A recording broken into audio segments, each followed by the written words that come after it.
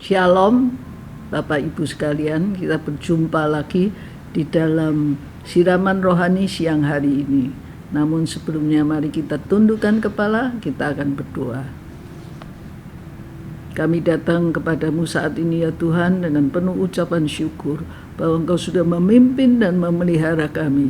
Di dalam hidup ini kami membutuhkan akan Engkau. Dalam perjuangan kami, dalam segala masalah-masalah yang kami hadapi, kami harus berjuang terus sehingga kami sungguh-sungguh mendapatkan bimbingan dan penyertaan-Mu sendiri, sehingga kami boleh memenangkan segala tantangan-tantangan yang ada di dalam hidup ini. Kami mau mempercayakan akan firman-Mu pada siang hari ini dalam kuat kuasa Roh-Mu sendiri. Bimbinglah kami dan bimbinglah kami, dan kami yakin Engkau akan memberkati kami semuanya. Terpujilah nama-Mu, dalam nama Yesus kami berdoa. Amin. Shalom Bapak Ibu sekalian. Hari ini siraman rohani saya beri judul Pantang Menyerah. Di dalam Mazmur 30 ayat 6 mengatakan, dalam kesenanganku aku berkata, aku takkan goyah untuk selama-lamanya. Itu dikatakan oleh pemazmur. Ya, ada seorang yang sedang menggali terowongan bawah tanah. Dia sudah cukup lama menggali tanah itu, meter demi meter. Ada banyak gangguan yang dia hadapi dan terjadi, dan tikus mulai menggigit kakinya. Udara panas, lembab khas di bawah tanah, kotoran dari tanah yang digali, batu-batu keras yang menghambat pekerjaannya, dan kelelahan tubuh yang makin lama makin memuncak. Semua itu membuat dia akhirnya menyerah dan menghentikan pekerjaannya. Padahal hanya tinggal beberapa meter saja terowongan itu sudah tembus. Sayang sekali, dia sudah menyerah dan berhenti. Ya, kalau kita bekerja tidak boleh berhenti sebelum berhasil. Ini juga udah masuk di terowongan, mau membuat terowongan, dia sudah bekerja demikian lama, tapi akhirnya dia tidak dapat bertahan, sehingga dia menyerah di tengah jalan dan berhenti melakukan pekerjaannya. Di dalam Alkitab juga ada tokoh yang pantang menyerah atau pantang putus asa.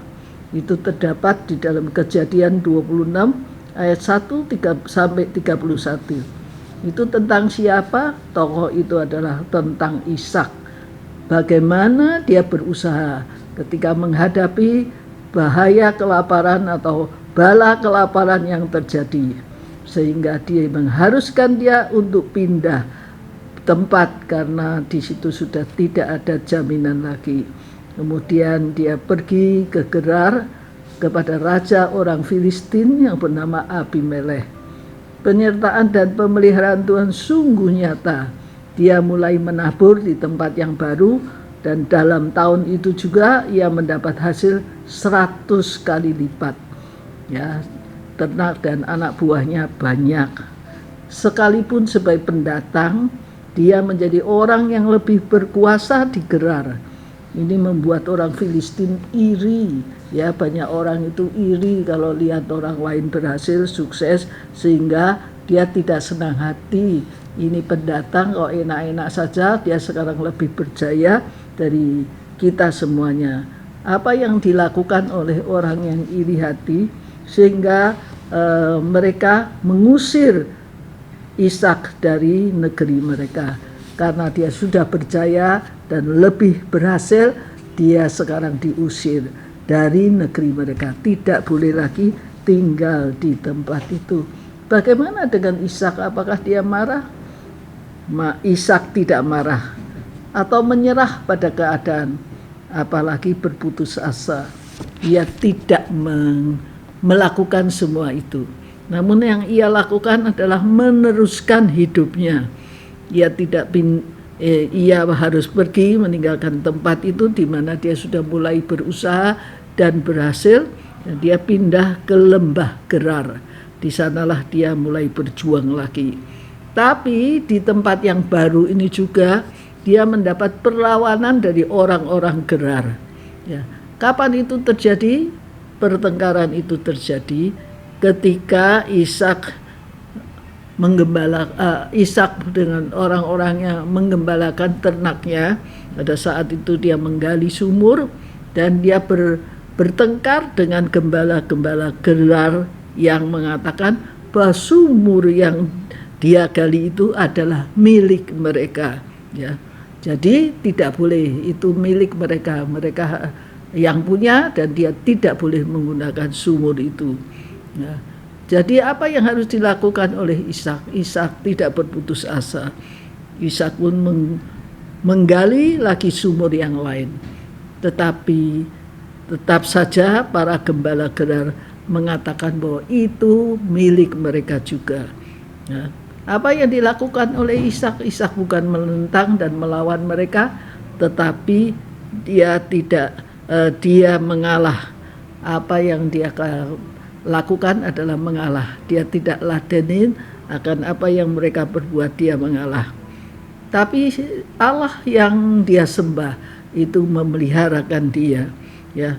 Jadi Tuhan itu selalu menyertai dalam perjuangannya, sehingga pada saat itu karena sudah diusir, direbut, dikatakan merebut sumur mereka, Ishak tidak berhenti. Dia akhirnya Tuhan memberi Ishak sumur yang lebih baik. Jadi diganggu, diambil, dia tetap tidak marah, tapi dia dipelihara Tuhan, diberi sebuah sumur yang lebih baik dari sumur-sumur yang telah digalinya, ya. Sehingga dia tidak melakukan perlawanan, tapi dia tidak menyerah di dalam segala usahanya. Dia menggali lagi dan akhirnya Tuhan sendiri memberi Ishak sumur yang lebih baik dari sumur-sumur yang sudah dia gali, ya. Terus penyertaan Tuhan itu selalu ada di dalam dirinya, sampai mereka itu atau raja Filistin Abimelek dan kepala pasukannya datang kepadanya setelah mereka mengusirnya. Mereka sudah mengusir Ishak dari tanah Filistin, dan sekarang mereka datang. Kenapa dia datang? Karena melihat bahwa Tuhan itu menyertai dan memeliharakan kehidupan Ishak dan seluruh orang-orang yang dibawanya. Jadi Tuhan itu selalu perhatian, Tuhan selalu memberikan yang terbaik. Dimanapun yang menjadi berkat adalah Tuhan sendiri. Itu yang menyertai, itu kemenangan daripada Ishak ini. Jadi Ishak tidak menyerah dengan segala kesukaran dan kesulitannya, tapi dia melakukan semuanya itu dengan percaya bahwa Tuhan memeliharakan dia. Di hidupnya adalah dipelihara Tuhan, bukan karena keberhasilannya sendiri, tetapi karena anugerah dan penyertaan Tuhan di dalam hidup Ishak. Ya, jadi kita melihat di sini bahwa kalau kita tidak menyerah, kita melakukan semuanya dengan rendah hati, dengan sungguh-sungguh percaya, maka Tuhan akan memberikan yang terbaik bagi kita.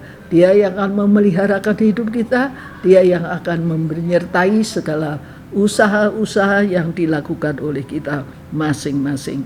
Ya, bagaimana dengan diri kita? Ada banyak hal yang membuat hidup kita itu susah. Sekarang ini makin susah. Ya, pekerjaan sulit, pelayanan kita kepada Tuhan juga seperti berjalan di tempat saja, ya. Dan selama kita menjalaninya, berjalan bersama-sama dengan Tuhan, kita tidak usah takut dan gentar, ya. Karena apa? Karena Tuhan itu memberikan kekuatan dan pertolongan di dalamnya. Yang penting adalah kita tidak menyerah, tidak berhenti, namun kita terus berjuang. Ya, kita patut berseru dan memohon kepada Tuhan.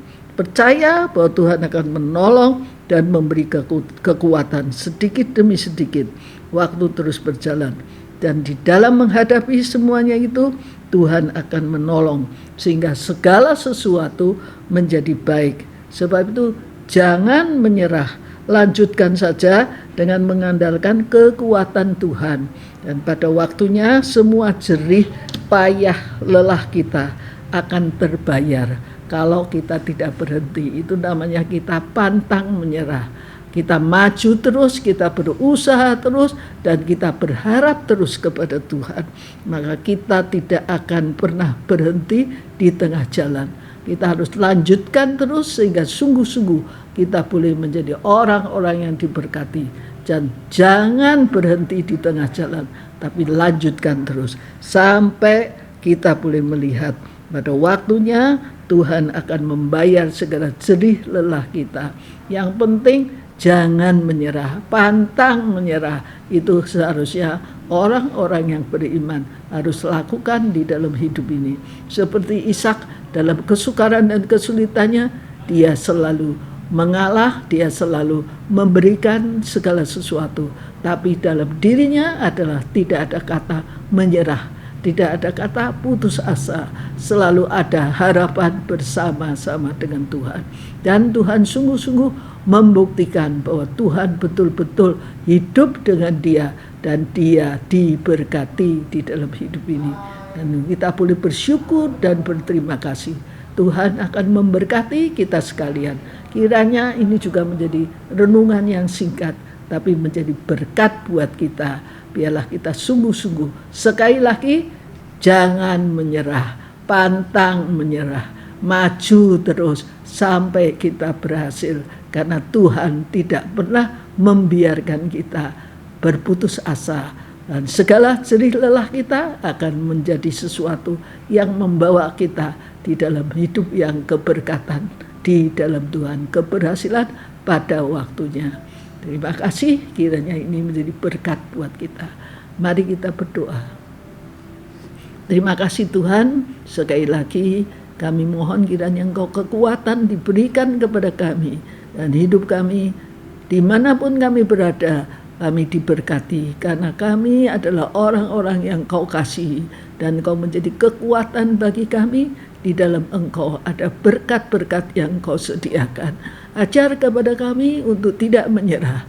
Jauhkan kami dari rasa putus asa, tapi biarlah kami sungguh-sungguh dibimbing dan dikuatkan, diteguhkan senantiasa, sehingga kami tidak berhenti di tengah jalan, tetapi kami akan terus dengan segala usaha-usaha kami dalam menghadapi tantangan-tantangan hidup, rintangan-rintangan hidup yang begitu sukar dan sulit. Namun kami yakin bersama Engkau kami akan dapat mengatasinya, dan pada waktu Tuhan kami akan diberikan berkat-Mu berlimpah dalam kehidupan kami masing-masing. Berikanlah ketekunan, berikanlah sungguh-sungguh percaya kepada Tuhan bahwa Engkau peliharakan kami, sumber berkat kami, bukan di dalam hal-hal yang kami lakukan, tetapi sumber berkat kami adalah di dalam diri-Mu sendiri. Terima kasih ya Tuhan, camkan betul-betul akan firman-Mu, sehingga kami boleh sungguh-sungguh menikmati hidup yang keberkatan, hidup berhasil, karena Tuhan yang menjadi kekuatan kami. Terima kasih ya Tuhan, lanjutkan terus akan firman-Mu di dalam hati kami, dan Engkau sendiri yang akan menolong kami. Terpujilah nama-Mu, dalam nama Yesus kami berdoa. Amin.